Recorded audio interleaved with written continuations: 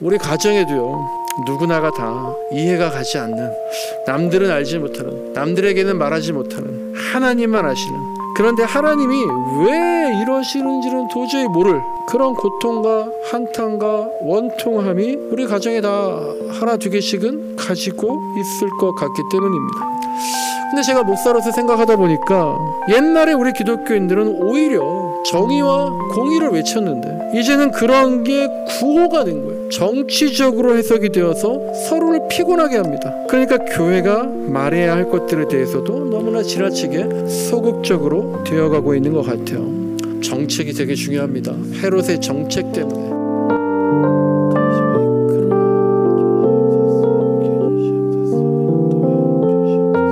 비가 계속 많이 오네요. 오랜만에 또 이제 빗소리를 듣는 것 같습니다. 한 주간도 어떻게 잘 지내셨습니까? 좀 불태우면서, 열심히 불태우면서 사셨나요? 주님께서 지난주에 제가 말씀드렸죠. 내가 세상에 불을 지르러 왔다. 그 말씀을 잘 기억하고 이 세상에 불을 지피는 그런 교회로, 그런 그리스도인으로 살아갈 수 있기를 정말 간절히 소망합니다. 근데 하루하루 불태우며 살아도요, 정신줄은 놓지 말아야겠다, 그런 생각들이 듭니다. 제가 요새 이제 차를 타고 가다가 뭘 봤어요. 그러니까 길가에 보면요, 큰 도로 길가에 보면 현수막들 모아놓아서 걸어놓은, 그렇게 이제 광고하는 현수막을 하나로 뭐 한 1, 20개 모아서 이렇게 걸어놓은 데가 있잖아요. 지나가다 그걸 보는데 2024년 부처님 오신 날 현수막이 여지껏 걸려 있더라고요. 그걸 보면서 제가, 아니 작년 현수막이 아직도 걸려 있네. 그런데 현수막 자리가, 그 자리가 저렇게 1년 내내 걸려 있어도 되나? 원래 거기가 이렇게 몇 달에 한 번씩 추첨해가지고 현수막 교체하고 그러던데, 신기하네. 불교가 힘이 있나? 막 그런 생각을 하고 지나갔는데, 또 며칠 있다가 보니까 길거리에 이제 연등이 걸리기 시작하더라고요. 아니 부처님 오신 날 지난 게 언젠데 아직도 연등이 걸려있네. 생각해보니까 이제 지금이 5월달이, 지금이 2024년 5월이었던 거죠. 그러니까 5월 15일이 부처님 오신 날이었던데, 정말 이렇게 하루하루를 제가 너무 열심히 불태우며 사는 것 같아요. 그러다가 제 정신줄까지 태워버려서 이게 지금 2024년이 올해인지 작년인지 헷갈리면서 하는 것 같습니다. 이번 주에 약간 여유가 있었는데요, 가끔은 그래서 하늘을 보고 또 멍도 때리고 그냥 좀 시간을 흘려버리는, 그러면서 이제 정신줄을 잘 붙잡자, 그런 생각들을 했습니다. 네, 오늘 가정주일인데요. 예수의 상황에서 모세가 되길, 예수의 상황에서 모세가 되길이라는 제목으로 말씀을 나눌 텐데요. 좀 중간중간 약간 난해할 수도 있을 것 같아요. 한번 여러분들도 이 말씀을 잘 생각해 보시면서 말씀을 따라가 봤으면 좋겠습니다.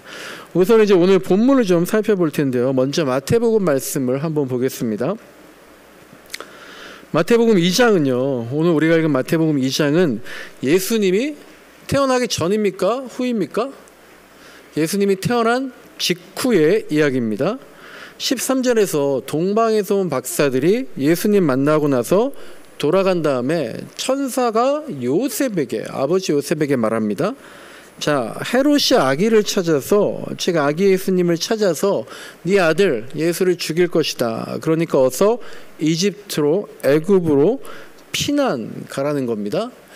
그러니까 이게 말씀 찾다 보니까요, 이 말씀은 항상 재해석됩니다. 요새는 이 말씀을 가지고 난민에 관한, 예수님 애굽으로 피난 가셨다, 어떻게 보면 지금의 난민과 같은 거다, 또 그렇게 생각하는 말씀들도 많이 있더라고요.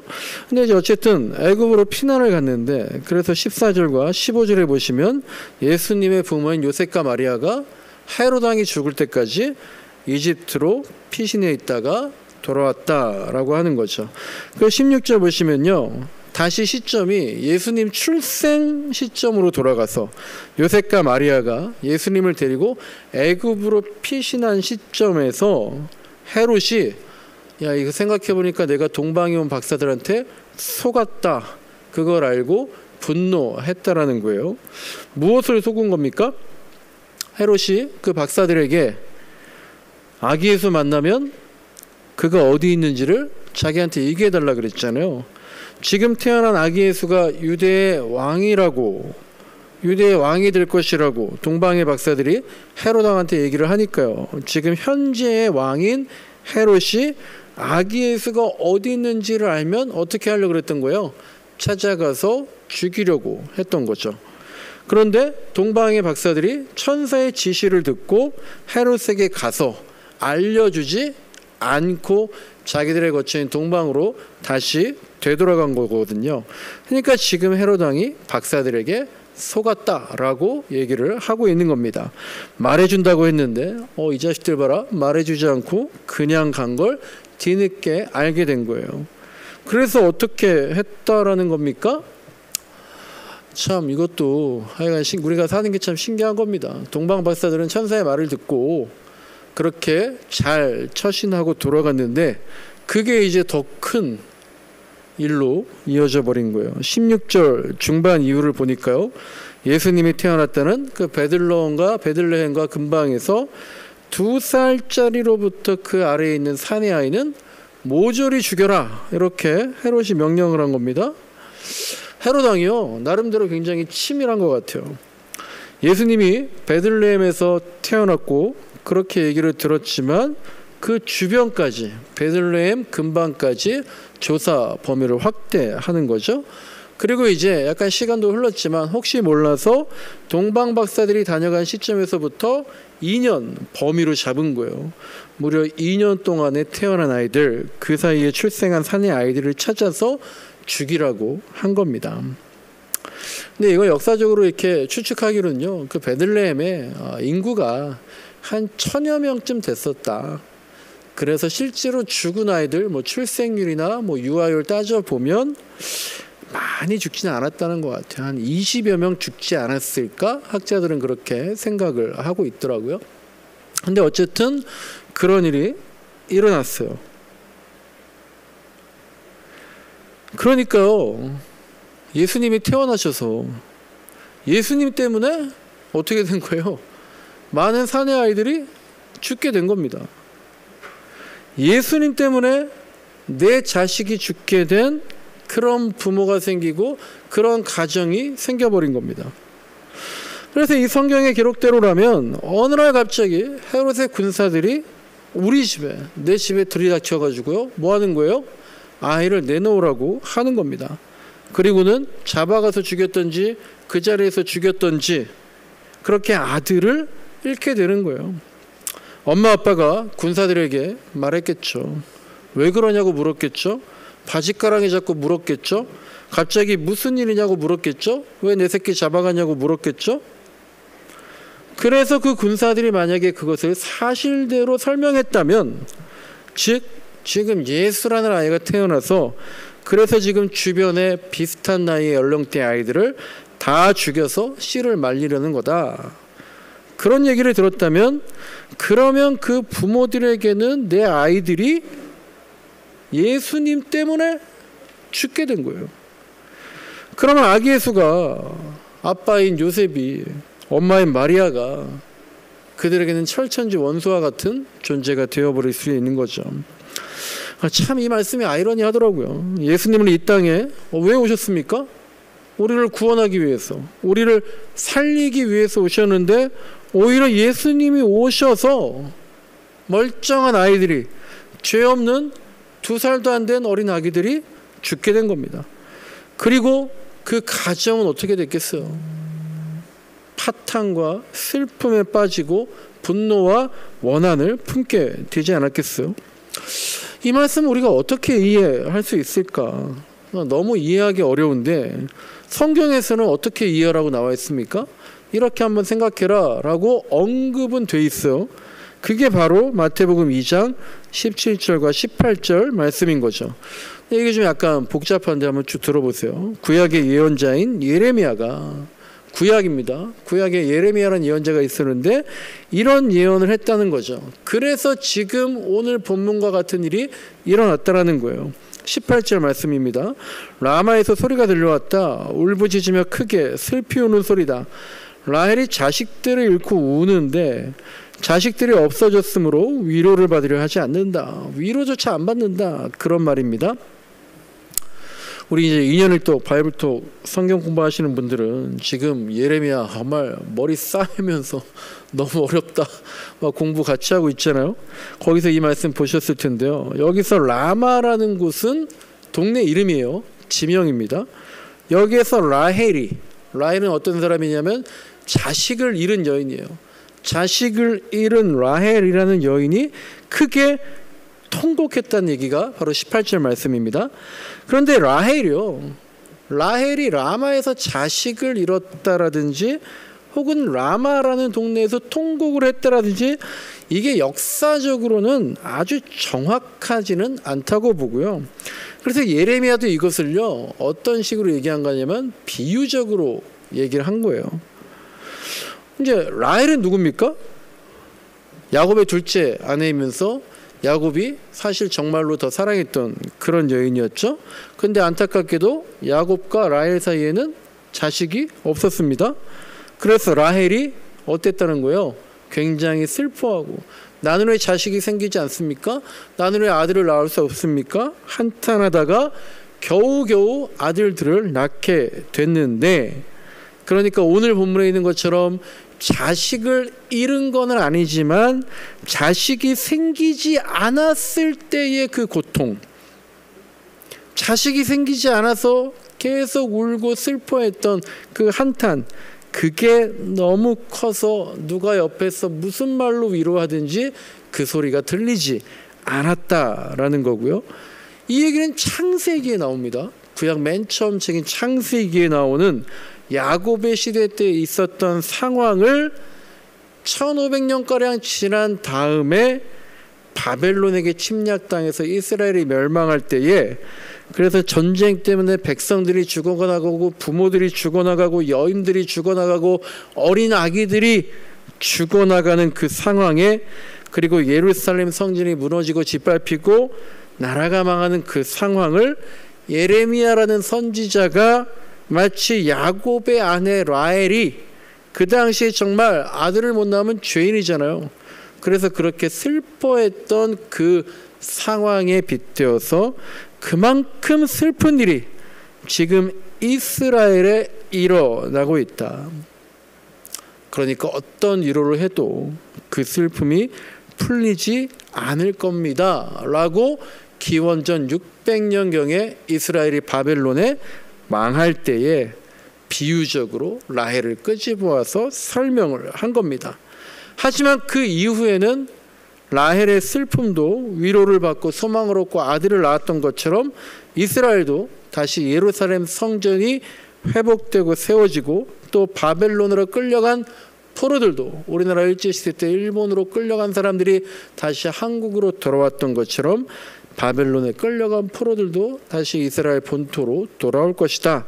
그런 예언을 한 것이 지금 17절, 18절 말씀입니다. 근데 이걸 다시 또 몇백 년 지나서 서기 1세기 때에 마태복음의 저자인 마태배가 다시 비유적으로 재인용을 한 거예요. 옛날 그 말씀 가지고요, 지금 보니까 너무 와닿는 겁니다. 야곱의 아내 라헬의 때에도, 이스라엘이 망할 때에도 엄청난 슬픔과 한탄이 있었지만, 그러나 그 이후에 라헬이 또 아들을 낳게 되고 이스라엘도 다시 독립을 하게 되고 그렇게 새로운 소망을 갖고 회복이 되었던 것처럼, 예수님이 오셔서 죄 없는 사내 아기들이 갑자기 죽게 되어서 그 가정에 통곡과 분노가 휘몰아쳤지만, 하지만 그 아이들의 희생의 피가 결코 헛되지 않을 것이다. 예수님께서 오히려 우리를 대신해서 희생의 피를 흘리시고 우리를 회복시켜 주시고 살려주실 거다. 그렇게 마태가 구약의 말씀 가져와서 이 말씀이 지금 우리에게 이렇게 성취된 것이다 라고 고백을 하는 겁니다. 이게 이제 이 정황이에요. 근데 제가 이 말씀 보니까요, 그렇다고 해서 이런 역사적인 일들이 이렇게 적용되고 다시 고백되는구나.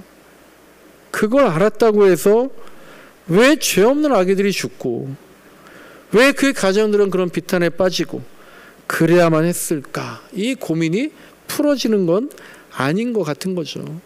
그러니까 우리가 일반적으로 보통 생각할 때 아니 하나님 어떻게 저 따위 사람이 저런 악인이 형통합니까? 왜 저 사람이 저렇게 잘 나가는 거죠? 아니 하나님 저런 사람이 저렇게 죄 없는 의인이 왜 핍박받고 고통받는 겁니까? 이런 의문이 잘 풀리지 않아서 주로 목사님들이 뭐라고 얘기해요?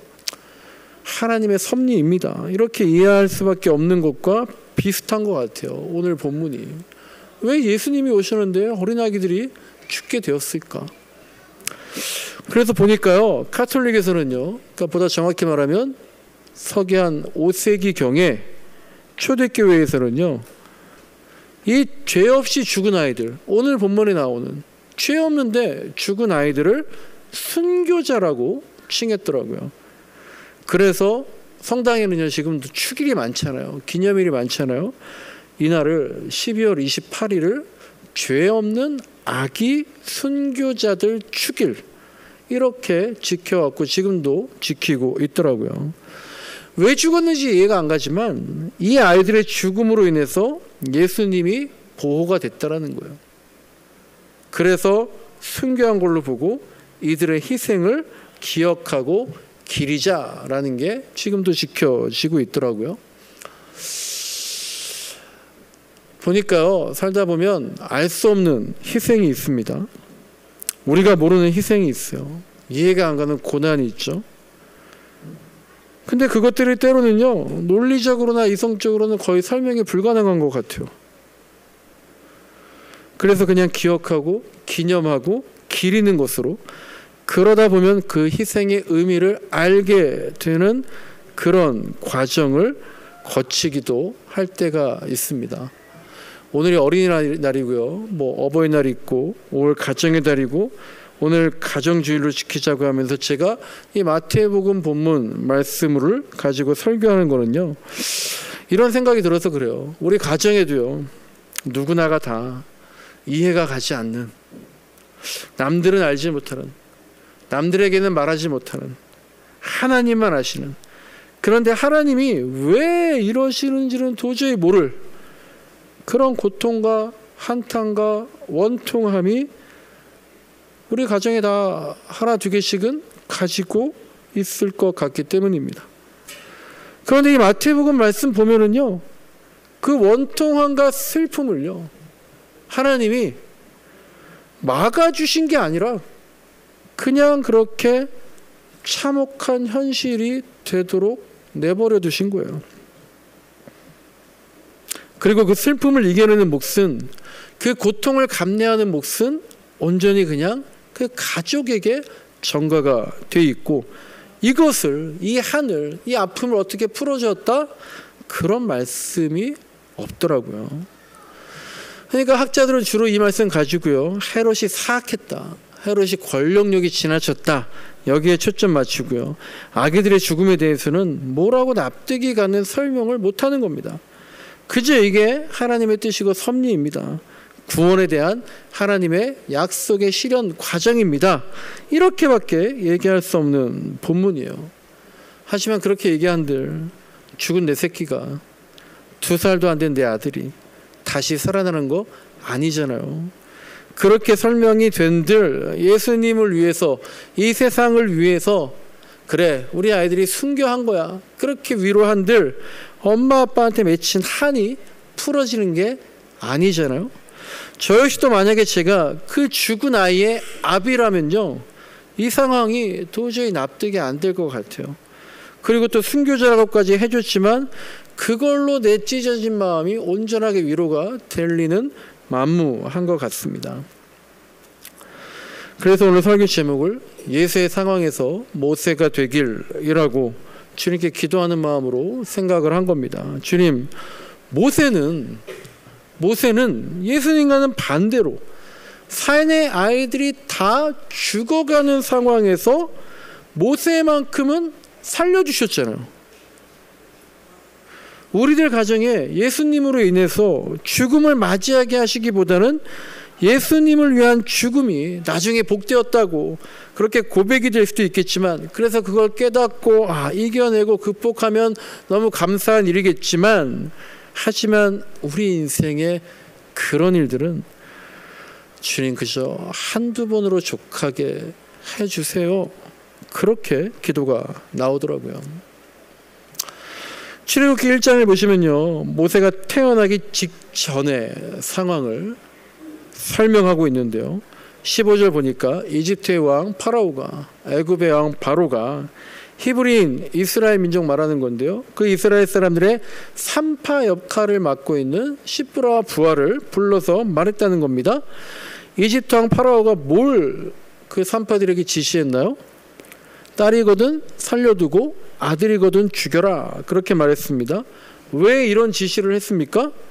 지금 노예로 부리고 있는 히브리 민족이 그 인구수가 너무나 많아진 거예요.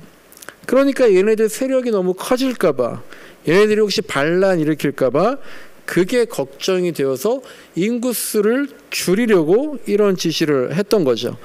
그래서 산파들의 대표격인 시브라 부하를 불러서 명령했는데 이게 잘 지켜지지 않으니까 22절 보면은요, 갓 태어난 히브리 남자는 모두 강물에 집어 던져버려라고 그렇게 공개적으로, 자 산파들 너희들이 알아서 잘 죽여, 이게 안 되니까 공개적으로 지령을 내리고 자기 부하들에게 집행을 시킨 거예요. 그런데 그리고 나서 오늘 본문 다음인 출애굽기 2장을 보시면요, 모세가 태어나는 겁니다. 그리고 모세는 어떻게 돼요? 하나님의 은혜로 죽지 않고 살게 되는 거예요. 그러고 보면은요, 모세는요, 모두가 죽어나갈 때 태어나서 그만 모세만 살아남았어요. 그 모세의 이름의 뜻이 뭡니까? 물에서 건진 아이, 뭐 그런 뜻이잖아요. 그 모세만 건져진 거예요. 근데 예수님은 그가 태어나심으로 인해서 모두가 죽어 나가게 됐다라는 거예요. 반면에 모세는 모두가 죽어나갈 때 건져내져서 살아남게 된 겁니다. 정말 기도하다 보면은요, 너무 이기적이고 개인적이고 하나님께 투정만 부리는 것 같지만, 우리 가정에, 저와 여러분들 가정에 죽음으로 내몰리는 그런 일이 아니라 죽음에서 건져내는 일이 일어나기를, 그렇게밖에 기도가 안 되더라고요. 기도하는데 우리가 예수님 오실 때 순교하였던 2살 아래 사내 아이와 같은 삶을 살게 해주세요, 이렇게 기도는 못하겠는 거잖아요. 우리 가정에 도저히 이해가 안 되는, 그리고 말이 안 되는 그런 역경이 닥쳤을 때에 예수님이 태어나시는데 오히려 어린 아이들이 죽어야 한다는, 내가 예수님 믿고요, 교회를 섬기고요, 복음을 전파하고요, 주님 뜻대로 살려고 노력하는데, 그런데 오히려 말도 안 되는 시련을 당할 때, 주님, 예수님의 그런 상황에 내몰리게 될지라도 모세처럼 우리를 건져주시길 정말 간절히 소망합니다. 그런데 그걸 우리가 결정할 소관이 아니라는 거예요. 그러니까 우리에게 기도밖에 없는 거고, 그런데 우리에게 그런 아픔이나 그런 어려움이나 그런 시련이나 낭망함이 온다면 이 마태복음 말씀을 우리가 기억했으면 좋겠어요. 이 마태복음 말씀이 이해는 가지 않더라도 이런 일이 있었다는 것, 그것만으로도 위로를 얻고 나중에는 고백으로 이어질 수 있기를 기도하면 좋겠어요. 그리고 내 가정이 아니더라도, 우리 가정이 아니더라도 지금 이런 일을 겪고 있는 정말 난데없는 시련을 당하고 있는 그런 가정들을 마치 초대교회 때부터 예수님을 위해 죽은 아기들, 죄 없는 아기 순교자들 축일로 기념하고 기리는 것처럼 그런 가정들을 위해서 우리가 정말 중보하고 기도하고 함께 하기를 중단하면 안 되겠다. 그걸 잊지 말아야겠다라는 겁니다. 그런 의미에서 제가 세월호 사건이나 이태원 참사 사건이라든지, 그리고 요새 다시 또 재조명되고 있는, 또 논의가 되고 있는 5.18 민주화 그 운동 때에 군인들에 의해서 성폭력을 당해가지고 처녀의 몸으로 임신하고 출산까지 하고, 그래서 그 아이, 내가 낳은 새끼 입양 보내고, 그리고 그 후유증 때문에 마음이 아프고 정신이 흐트러져서 평생을 아픔으로 살다가 젊은 나이에 죽은 여인들. 우리 기독교인들은 그들의 아픔, 절규, 고통, 그것을 바로 라헬이 자식들을 잃고 우는데 자식들이 없어졌으므로 위로조차 받으려 하지 않았다는, 또한 2살도 안 된 사내 아이를 끝내 지켜주지 못해서 죄책감과 억울함을 평생 지고 살았을 당시의 베들레헴 부모들처럼 생각해서 이런 사람들을 적어도 기도하고 공감하는 마음들을 잊지 않아야 합니다. 우리가 자본주의 시대에 살고 있습니다. 자본주의는 당연히 돈이 우선입니다. 그런데요, 요새 자본주의도요 이렇게 부르더라고요. 물질 자본주의 시대가 가고 공감 자본주의 시대가 왔다라는 거예요. 자본주의 계속 수정하고 생명력을 이어갑니다. 복지와 공생, 그게 없으면 이제 자본주의도 버틸 수 없는 시대여서 그렇게 고쳐 쓰고 있는 거예요. 근데 제가 목사로서 생각하다 보니까 옛날에 우리 기독교인들은 오히려 정의와 공의를 외쳤는데 이제는 그런 게 구호가 된 거예요. 정치적으로 해석이 되어서 서로를 피곤하게 합니다. 그러니까 교회가 말해야 할 것들에 대해서도 너무나 지나치게 소극적으로 되어가고 있는 것 같아요. 정책이 되게 중요합니다. 헤롯의 정책 때문에, 바로의 정책 때문에, 이 시대의 잘못된 정책 때문에 누군가가 죽어나가고 있다면 그들을 잊지 말고 그들을 외면하지 않고 그들과 동행하고 그들에게서 이해는 안 가지만, 납득은 안 가지만, 근데 고백이 나오더라, 그렇게 할 수 있도록 돕는 기독교의 모습을 우리가 잊지 말아야 하겠습니다. 그래서 그들에게도, 난데없는 시련이 있는 사람들에게도 그렇게 예수의 상황에서 모세가 되길 기도하기를 멈추지 않았으면 좋겠습니다. 말씀을 정리합니다. 이제 어린이날이요, 어버이날이요, 부부의 날이요, 그냥 그 가정에서 우리 아이들 축복하고 부모님을 공경하고 부부간에 사랑하고 이런 개인적인 차원에서 마음을 새롭게 하는 날들이 아닌 것 같아요. 이제 아이 하나 나오면요, 1억이라도 줘서 출산에 동기를 부여하고 양육을 실질적으로 돕자는 그런 정책들이 필요하고 실제로 집행이 되는 시대입니다. 나라가, 국가가, 그리고 교회도, 가정은, 부부관계는, 자녀 양육은 각자 도생해서 알아서라는 게 아니라 함께 일궈 나갈 그런 정책들을 만들어가는 시대가 되어가고 이미 그렇게 되고 있습니다. 모세가요, 자기가 구원받았지만 자기만 살아남은 게 아니라 민족을 구원한 것처럼 우리도 지금 나의 영혼만 구원받는 게 아니라 내가 물에서 건져내져서 살아났다면 그것이, 내가 예배드려서 내가 되살아났다면 그것이 그냥 나의 은혜로만, 나의 은혜의 고백으로만 그치는 것이 아니라 이 시대에서, 이 나라에서 모세처럼 쓰임받는, 그래서 정말 소외되고 버림받은 그런 가정이 없어지게끔 그런 사회를 만들어가는, 또 그런 시도들을 응원하고 격려하고 함께하는 그런 저와 여러분들, 우리 동행한빛교회, 그리고 이 시대의 기독교인들 되시기를. 그래서 예수님 때문에 죽은 아기들은 우리가 모세가 되어서 다시 건져내어주는 그런 여력과 사명을 가지고 살아갈 수 있기를 간절히 소망합니다.